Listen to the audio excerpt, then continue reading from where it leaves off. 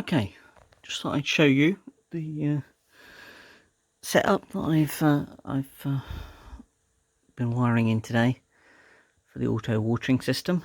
At least the this one will go in the polytunnel. There'll be another one which I'll show you shortly, which will be in the front shed, which will that one's going to be used predominantly as a free watering setup. So rather than a timer, the timing element will be turned off to start with, and it'll just be done on a manual basis, and we can then pump to a spray nozzle. Eventually I want to get the front beds piped, but that's a much longer and much more expensive process than inside the polytunnel, which I've got all of the equipment for. So this is just there'll be two very similar ones to this. Most of you, I would imagine, won't want to be setting up auto watering for outdoor beds. It will be more a case of for polytunnels and greenhouses, and this would serve you well. So essentially, what we have is an enclosure. In this case, it's an old drawer, an old pine drawer, just something fairly robust and generally non-flammable. We have our pump. In this case, this is a Shoreflow. This is probably overkill for most of your applications. This is to run a 6 meter by 3 meter polytunnel, and that's massively overkill even for what I need it for. But part of the reason why I've gone for such a large pump is that there's very little difference in price between a smaller one and this one. And I'd rather have the extra capacity should I need it or want it in the future. So if I need to change anything around or want to change anything around, perhaps water some extra beds outside, I've got that capability, that pumping capability. And just to give you an indication, that filled a 1,000 litre IBC in an hour and a half. So it's got plenty of capacity there. Right, so what you'll see is that at the moment I've only got one screw thread. There should be a second one on there. And the reason it's quick locks is that I need to be able to change, because I pump to my IBC, so there's no way I'll be able to store enough water or capture enough water to fill my IBC continuously. There will be times when I'll need to pump to it. So I need to be able to take the hose that comes into here off from the hose that leads into the IBC and replace it with the one that takes us from the tank, because we have tanked water, we don't have tap water, which means I have to pump it rather than it being under pressure naturally. I have to pump it from a tank, which is fine. I've got the hose pipe already there. It's just a question of literally dropping the hose pipe and stretching it out, the one that's specifically created, I've specifically cut for it, into the tank, coming in and taking one connector off and popping another one on. And the same on the other side, so taking the one that would connect the main polytunnel system off and putting the one that will go to the tank, because that's basically, this side is in and that side is out. Yeah, to refill the tank and then turning it onto manual. So you'll see some wiring. It looks worse than it is because I have, so if I show you what I've got, these are just black taped just to keep them together, but I've got spade connectors coming from the pump here and here. That's just looped up there because I've got a bit of too much excess, so I will cable tie that up there at some point. Got my solar charge controller, and we've got the timer here. This one is the earth, so when I put it into position, I'll run another earth from this metal bracket down to the ground. So I'll run either a cable, or I'll probably do it to one of the metal legs that's on the support stand for this, to earth the system. This timer has all of the wires go in the back and connect to a patch panel in the back. And this looks like gaffer tape. This is just my labelling system, so that's positive out, etc, etc. So what we've got realistically is, so these two are solar panel in. You'll see they're bullet connectors so that I can run a single piece into this unit and then just bullet on the end of them. This is the power to the battery, to and from the battery, and we've got a fairly decent length of cable and 2 ring connectors to go onto the battery terminal connectors I've got. And we have here power and neutral going into the switch, and another neutral going out to the neutral on the pump. Now, this isn't a neutral switched system, so which means that essentially that is permanently, so the neutral is permanently on, and it's effectively the power is coming from the solar panel into the battery, out from the battery, and out to the output side of this solar charge controller. You won't see anything on the screen at the minute because it's not connected to a battery, so it won't show up. Comes out and goes into here. And what happens is it goes into one side of this timer, which powers the timer. It's also got a battery backup, which is why it's still functional at the moment, is that it's got a battery backup inside it. So it comes in, provides power into the system. Okay, so live and neutral in to power the unit. Then what happens is the power jumps across to this side, which is the switch side. So you've got this side, which is the timer power and neutral to keep the power that running, and then this becomes the switch.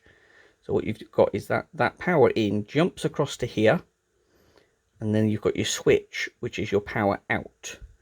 So what happens is that when the timer comes on, the power which is permanently here, which has jumped across from this side, that switch makes, and it sends power, which then turns that, which comes down here and turns this pump on for however long you've set it. In my case, I've set it for 30 minutes, 3 times a week.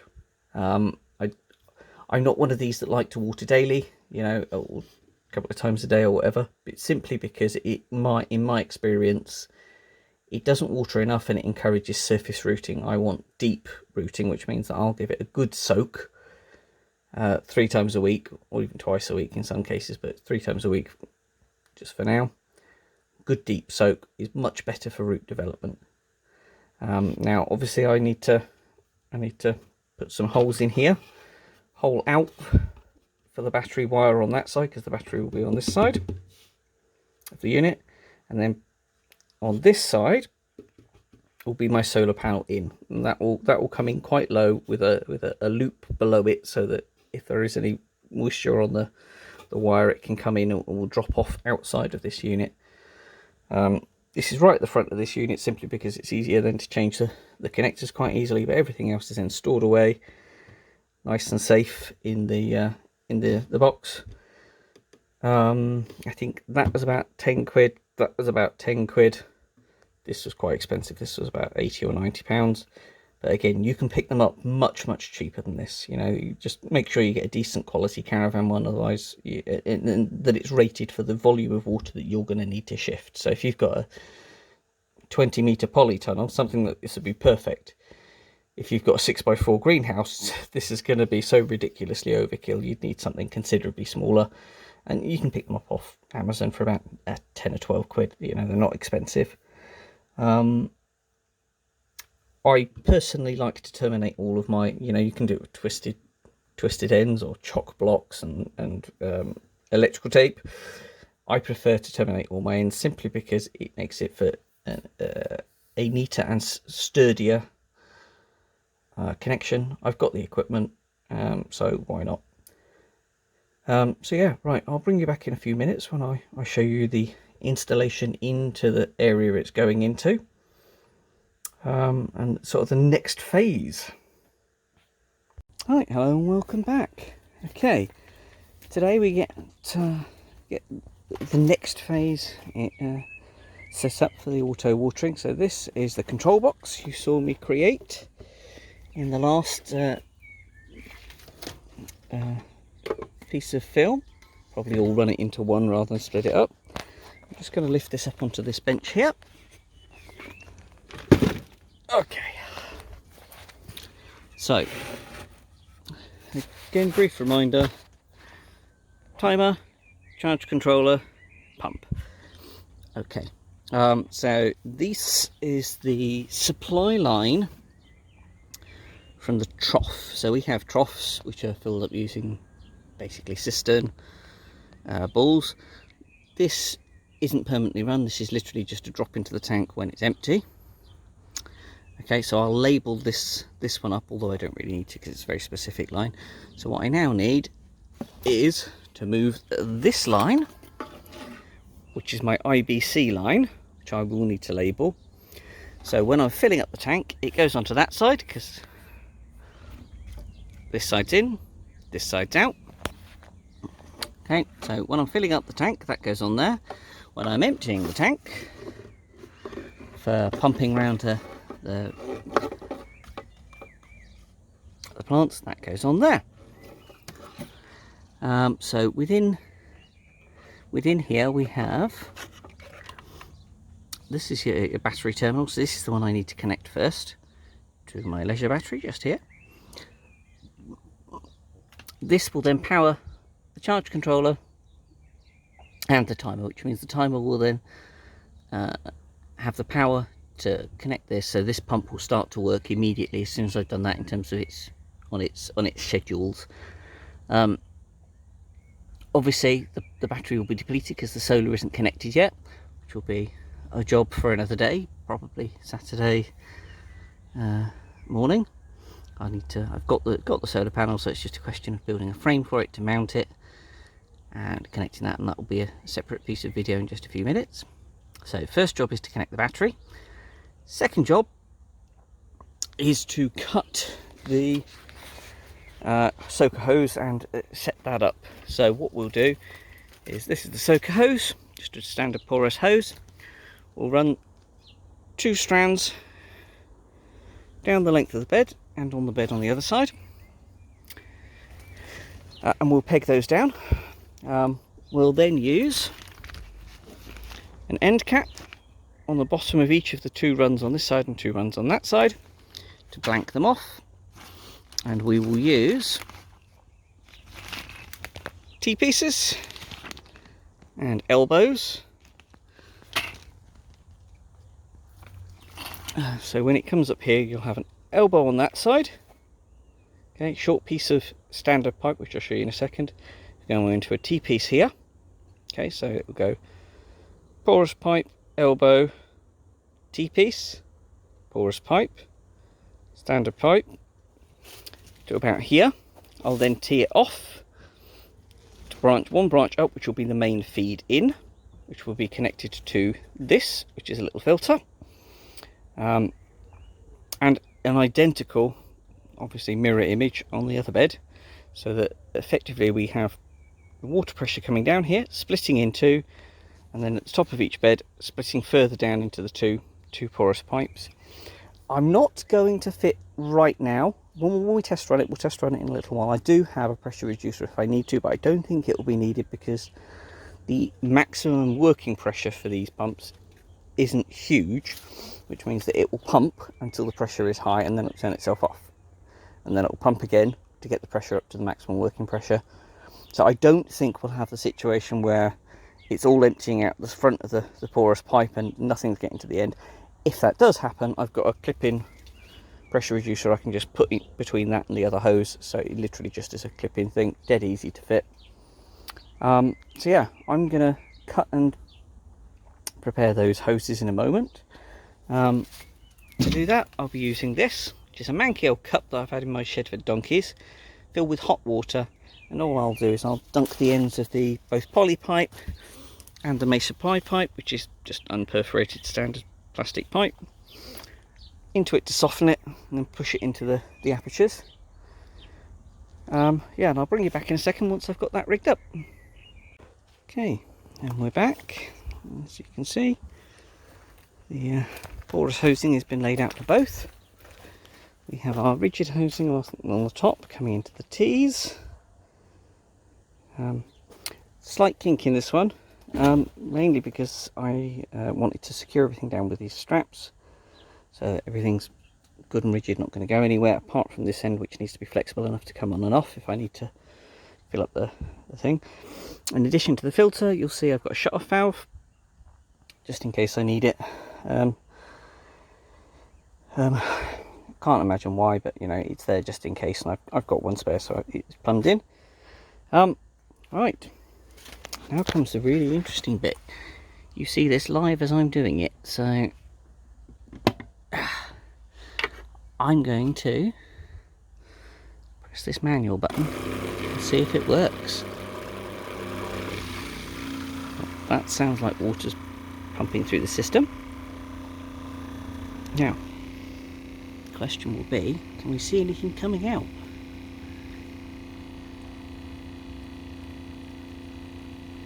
Oh, look, we have water drippage. And I don't know if you can see it glinting off, but down the whole length of the pipe as well.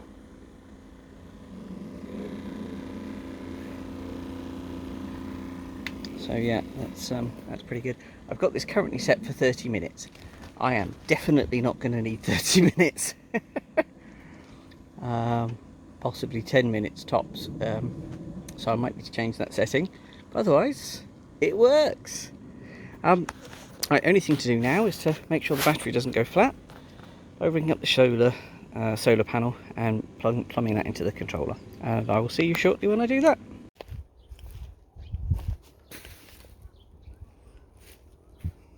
Okay, you can see that I've set up the solar panel. It's temporary. I've got to do the right angle brackets and then secure it to the polytunnel, but for now it works. Got a proof of concept. Wires weren't quite long enough, so they are crimped to just a small level piece of extension hose, which then feeds into the unit. And you can see by the solar panel icon, just that it's feeding into the battery, and the battery is then feeding out to the pump. So the system is now fully installed and functional and ready to go. Just got to secure that solar panel. I'll do that at the weekend, and this one's ready to go. And that okay, so the parts were not cheap, but the time to set up, install, do all these kind of things was maybe 2.5 hours from start to finish. And it certainly is reliable. You don't need to worry about it. I can literally walk away and forget this now if I wanted to, other than once a month or so top up the tank. Will be at 10 minutes a time, 3 days a week. You know, it's gonna basically last, and full IBC will last 3.5 weeks, which is plenty. Most time I leave this plot unattended is about 2 weeks, so it gives me plenty of spare as well. So right, and I will see you on the next one.